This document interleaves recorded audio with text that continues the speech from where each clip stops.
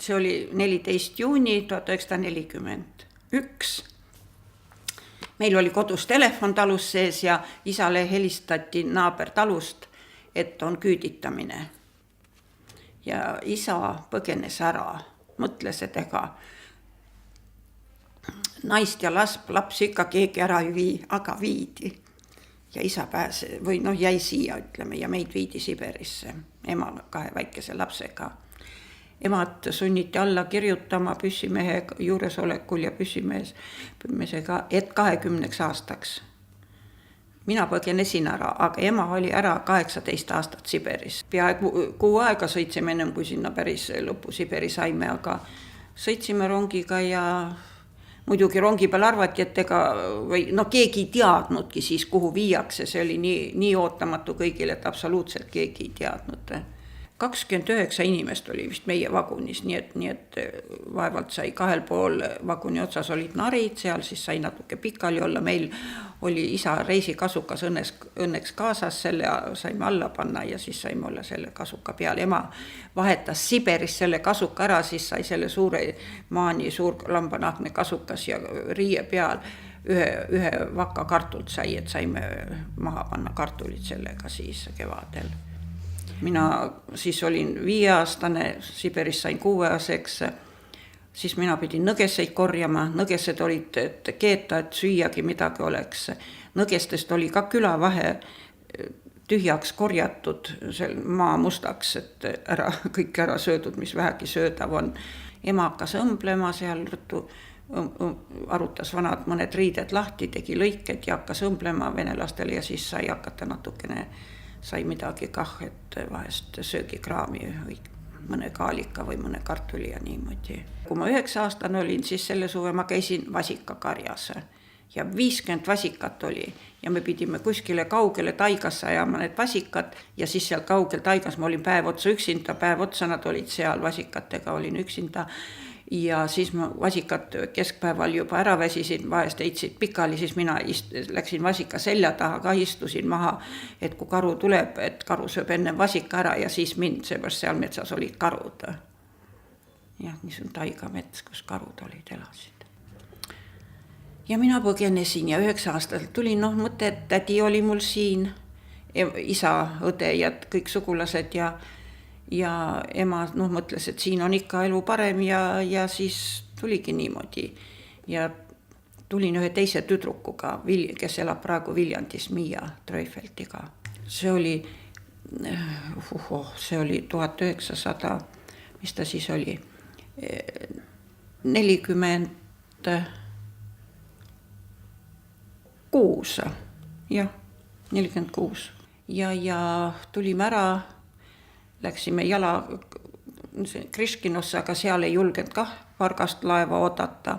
Läksime veel jõe äärt mööda ettepoole pargassele nagu vastu rohkem, et seal ei tunta meid, see oli juba vabade inimeste küla ja seal ei kontrollita nii laeva peale minejaid ja pugesime salaja laeva peale, läksime kiviunikute taha ja sõitsime siis ilma piletita Tomskisse 600 kilomeetrit jõge mööda.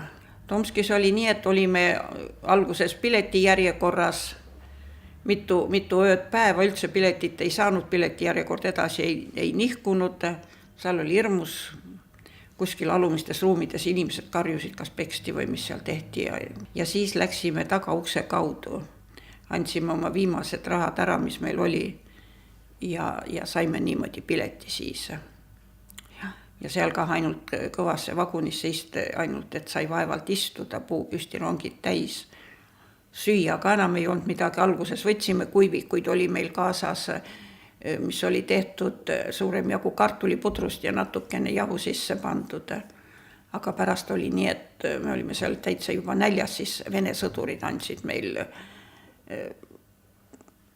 rongis vagunis süüa natukene ja siis saimegi niimoodi Tallinnasse ja mina õnneks tulin nii vara, et siis veel muidu tee peal krabati kinni ja saadeti nad tagasi lastekodudesse, kus neid lapsi saadeti, aga mina tulin veel nii vara, et siis veel ei osatud krabada, kotipoisse olid kõik rongi katused täis ja kõik mingisugune hirmus segadus oli siin veel palju aastaid taga ja kotipoisid olid lapsed, kes olid ilma vanematata ja või hulkusid ringi lihtsalt või nad olid täie täis ja varastasid ja tapsid ka ja Tomski jaamas oli niisugune asi olnud, et üks inimesel varastati ära seal mingi kott ja teine tuli ütlema, et sul varastati ära ja tollel oli see letiga silmad läbi tõmmatud, et kas sa nägid või?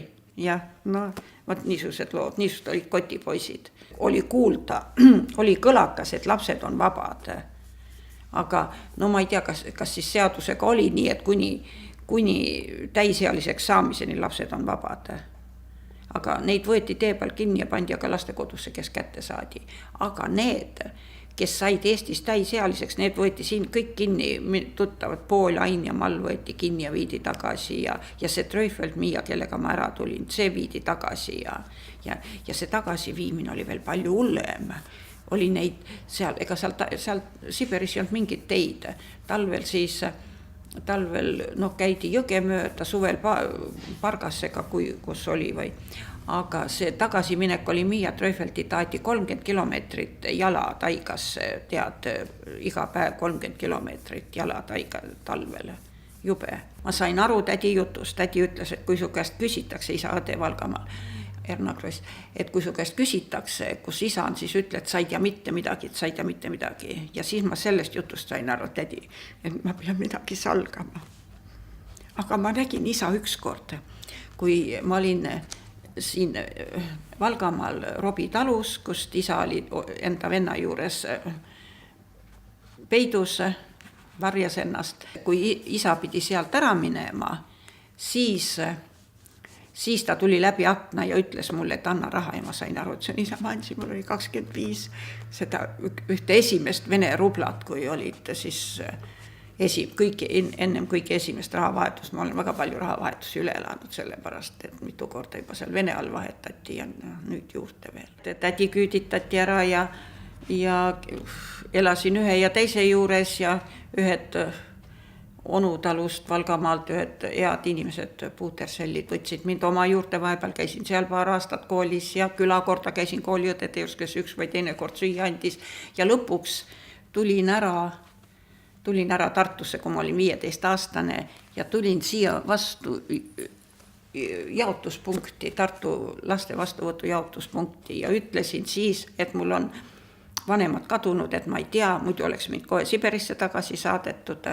Küll uuriti kangesti, kus vanemad on, ma siin ei tea.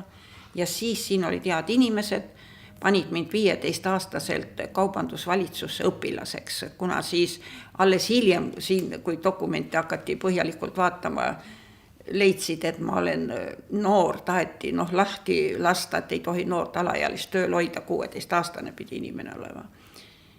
Aga juhataja siis töö juures palus, et käib korralikult tööl ja jätta. Ja siis ma hakkasin tööl käima ja õhtukoolides käima ja nii ma ennast üleval pidasin. Jumala ise 2 palja käega enam vähem tulin siia Tartu linna. Mind ei lastud kaua aega Rootsi sugulastelegi külla ja üteldi ära. See Rootsis saatis kogu aeg meile väljakutseid, et külla minna. Ei saanud. Kus sa põgened? Põgenetud küll isegi Siberist sai siia ära tuldud 6000 kilomeetrit, aitab põgenemisest.